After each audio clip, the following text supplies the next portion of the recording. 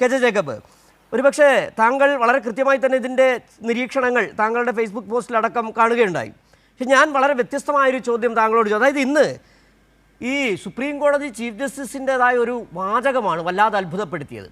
ഈ വിഷയം കോടതിയിൽ വന്നപ്പോൾ ആ ദൃശ്യങ്ങൾ കാണാൻ ഞങ്ങൾക്ക് സമയമില്ല എന്ന് പറഞ്ഞ് ചീഫ് ജസ്റ്റിസ്, നമുക്കറിയാം ഈ CJP എന്ന് പറയുന്ന പാർട്ടിയുടെ രൂപീകരണവുമായി ബന്ധപ്പെട്ടും ചീഫ് ജസ്റ്റിസ് നടത്തിയ ഒരു പദപ്രയോഗം കൂറ പാറ്റ, അതിൽ നിന്ന് തുടങ്ങിയതാണ് ആ പാർട്ടിയുടെ രൂപീകരണം അടക്കമുള്ള കാര്യങ്ങൾ. രാജ്യത്ത് സമൂർത്തമായൊരു രാഷ്ട്രീയ സാഹചര്യം രൂപപ്പെട്ടുവെന്നും അതിൽ ഇദ്ദേഹത്തിൻ്റെ പങ്കും വളരെ വ്യക്തമാണ്. പക്ഷേ നമുക്കറിയാം ഈ മനുഷ്യാവകാശവുമായി ബന്ധപ്പെട്ട കേസുകൾ വളരെ അർദ്ധരാത്രി ആയാൽ പോലും പരിഗണിക്കേണ്ടതുണ്ട്, അതിന് കോടതി നടപടിക്രമങ്ങളിൽ ചില മാറ്റങ്ങൾ വരുത്തേണ്ടതുണ്ട് എന്ന് ചിന്തിക്കുന്ന കാലഘട്ടത്തിലാണ് രാജ്യം കത്തി നിൽക്കുന്ന ഒരു അവസരത്തിൽ സുപ്രീം കോടതിയുടെ ചീഫ് ജസ്റ്റിസിൻ്റെ ഭാഗത്ത് നിന്ന് ഇത്തരത്തിൽ ഒരു അഭിപ്രായം വരുന്നത്. ഭരണകൂടം എവിടെ, നീതിന്യായ വ്യവസ്ഥയുടെ രണ്ടും ഒന്നായി മാറുകയാണോ?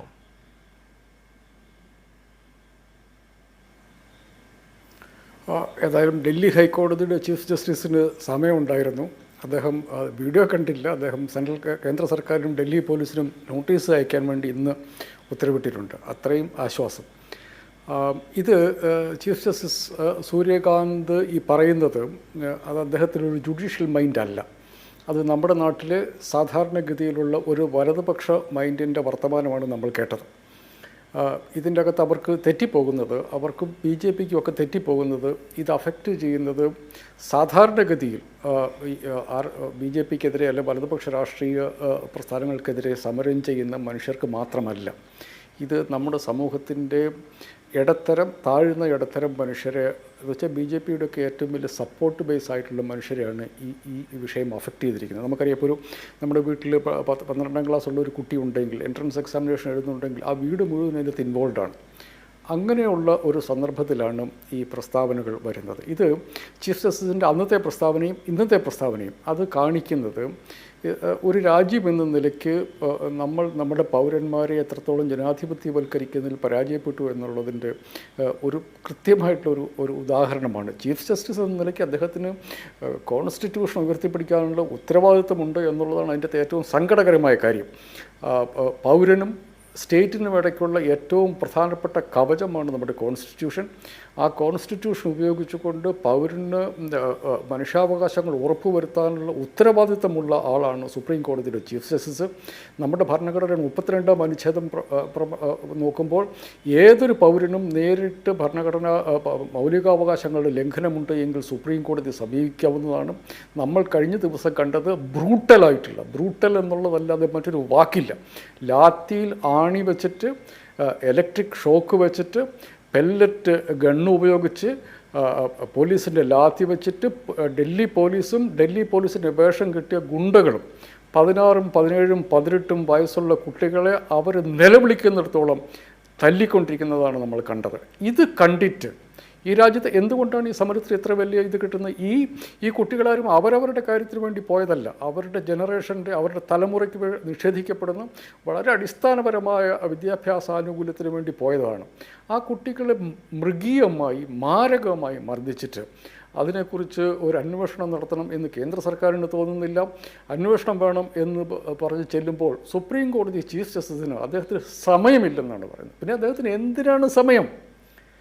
നൂറുകണക്കിന് കുട്ടികൾക്കാണ് ഭീകരമായിട്ടുള്ള സ്റ്റേറ്റിൻ്റെയാണ്. ഇത് മാത്രമല്ല, ഇതിൻ്റെ അകത്ത് നമ്മൾ അന്വേഷിക്കേണ്ട കാര്യം എത്രത്തോളം ഡൽഹി പോലീസുണ്ട്. ഡൽഹി പോലീസിൻ്റെ നമ്മൾ കണ്ടതാണ്, പലരുടെയും നെയിം പ്ലേറ്റ് ഇല്ല. എന്ന് വെച്ചാൽ അവരുടെ നിയമത്തിൻ്റെ അപ്പുറത്തേക്ക് പോയി ചില കാര്യങ്ങൾ ചെയ്യാൻ വേണ്ടിയിട്ടാണ് വന്നത്. നമ്മൾ വിഷ്വലുകൾ കണ്ടിട്ടുണ്ട്. പോലീസുകാരാകാൻ യാതൊരു സാധ്യതയില്ലാത്ത ആളുകൾ, സിവിലിയൻ വേഷത്തിലുള്ള ആളുകൾ, താടിയും മുടിയും വെച്ച ആളുകൾ. താടിയും മുടിയെന്ന് ഞാൻ പറയാൻ കാരണം എന്ന് വെച്ചിട്ടുണ്ടെങ്കിൽ സാധാരണ പോലീസിന് അത് അനുവദിച്ചിട്ടുള്ളതല്ല. ഈ മനുഷ്യർ പോലീസിൻ്റെ ലാത്തി വെച്ച് കുട്ടികളെ തല്ലുന്നത് നമ്മൾ കണ്ടിട്ടുള്ളത്. എന്ന് വെച്ചിട്ടുണ്ടെങ്കിൽ നിയമത്തിൻ്റെയും ഭരണഘടനയുടെയും അങ്ങേയറ്റത്തെ ക്രൂരമായ ലംഘനമാണ് ഡൽഹിയിൽ നടന്നത്, രാജ്യത്തിൻ്റെ തലസ്ഥാനത്ത് നടന്നത്. കമ്മിറ്റഡ് ജുഡീഷ്യറി എന്ന് പണ്ട് ഇന്ദിരാഗാന്ധി പറഞ്ഞതായിട്ട് നമ്മൾ കേട്ടിട്ടുണ്ട്. എന്ന് പറയുന്നത് പോലെ സർക്കാരിന് വേണ്ട കാര്യങ്ങൾ ചെയ്തു കൊടുക്കേണ്ട ഒരു ഇൻസ്റ്റിറ്റ്യൂഷനാണ് സുപ്രീം കോടതി എന്നുള്ള തോന്നലിൽ നിന്നാണ് സുപ്രീം കോടതിയിലെ ചീഫ് ജസ്റ്റിസ് ഈ വർത്തമാനം പറയുന്നത്. ഇത് അങ്ങേയറ്റം നിന്ദ്യമായിട്ടുള്ള ഒരു പരാമർശമാണ് ഇന്ന് വന്നത്. എന്തായാലും ഡൽഹി ഹൈക്കോടതിയിലെ ചീഫ് ജസ്റ്റിസിന് അങ്ങനെ തോന്നിയില്ല എന്നുള്ളത് നമ്മുടെ രാജ്യത്ത് ഇപ്പോഴും ബാക്കി നിൽക്കുന്ന ജനാധിപത്യ സംവിധാനങ്ങൾ സംവിധാനങ്ങളുടെ ഒരു ലക്ഷണമാണ് എന്നുള്ളത് നമ്മൾ അത്യാവശ്യം പ്രത്യാശയോടുകൂടി തന്നെ കാണേണ്ടതുണ്ട്.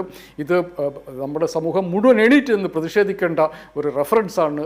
പിന്നെ എത്രത്തോളം നമ്മുടെ സമൂഹം വലുതുവൽക്കരിക്കപ്പെട്ടിരിക്കുന്നു. സമരം ചെയ്യുന്നതൊക്കെ വഷളാണ്, സമരം ചെയ്യേണ്ട ആവശ്യമില്ല. ഇന്നിപ്പം നീറ്റ് പരീക്ഷയിൽ 2ാം റാങ്ക് കിട്ടിയ ആൾക്ക് ആ സമയത്ത് പോയി പഠിച്ച് റാങ്ക് മെച്ചപ്പെടുത്തി കൂടി എന്നുള്ള അങ്ങേയറ്റം അരാഷ്ട്രീയമായ വർത്തമാനം പറയാൻ കുട്ടികൾ പറയുന്നത് എനിക്ക് മനസ്സിലാവും. പക്ഷേ രാഷ്ട്രീയ സംവിധാനത്തിൻ്റെ മുകളിലാണ് ചീഫ് ജസ്റ്റിസ് ഇരിക്കുന്നത്. അദ്ദേഹം ഏതെങ്കിലും സ്വർഗത്തിൽ നിന്ന് പൊട്ടിമുളച്ച് വന്ന ഒരാളല്ല. നമ്മൾ ഉണ്ടാക്കിയെടുത്ത ഭരണഘടന, നമ്മൾ രാഷ്ട്രീയം പറഞ്ഞുണ്ടാക്കിയെടുത്ത ഭരണഘടന കൊടുത്ത അധികാരത്തിൻ്റെ പുറത്ത് ആ ഭരണഘടന നൽകുന്ന മൗലികാവകാശങ്ങൾ സംരക്ഷിക്കാൻ ഉത്തരവാദിത്വമുള്ള ഒരു മനുഷ്യനാണ് വന്നിരുന്നു പറയുന്നത്. എനിക്കതിന് സമയമില്ല എന്നുള്ളത്. ഈ ഡൽഹിയിൽ കുട്ടികൾക്കെതിരെ നടന്ന ഈ ആക്രമണത്തോടൊപ്പം തന്നെ അത്രത്തോളം തന്നെ എതിർക്കപ്പെടേണ്ട ഒരു പ്രസ്താവനയാണ് സുപ്രീം കോടതി ചീഫ് ജസ്റ്റിസിൻ്റെ ഭാഗത്തു നിന്നുണ്ടായത്.